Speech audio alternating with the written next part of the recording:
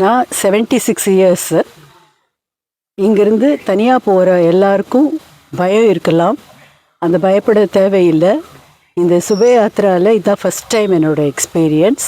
நல்லா they take care, they take you to the destination and nowhere no you தரிசனம் இல்லைன்ற பேரே இல்லை. கரெக்ட் டைமுக்கு ஐஷன் போகிறா, கரெக்டாக தரிசனம் ஆகுது. Subhayatra for the excellent arrangements they have made and made our stay and travel very comfortable. We were able to visit all the Divi Desams in comfort. And சுபயாத்ரா ரொம்ப அழகாக அரேஞ்ச் பண்ணி எல்லாமே ட்ரிப்பு ரொம்ப సూపర్గా இருந்தது. ఎங்களுக்கு எல்லா இடத்துலையும் ரொம்ப అழகான దర్శనం. శుభయాత్ర టూర్ బాగా జరిగింది, చాలా సంతోషంగా ఉంది, అన్ని విధాలుగా సక్రమంగా చూశారు. ఓకే, இந்த டூரில் நீங்கள் போகலாம்னு தைரியமாக சொல்லலாம். வயசானவங்களுக்கும் அவங்களுக்கு வந்து அதுக்கேற்றபடி நல்லா இது பண்ணுவாங்க அவங்க.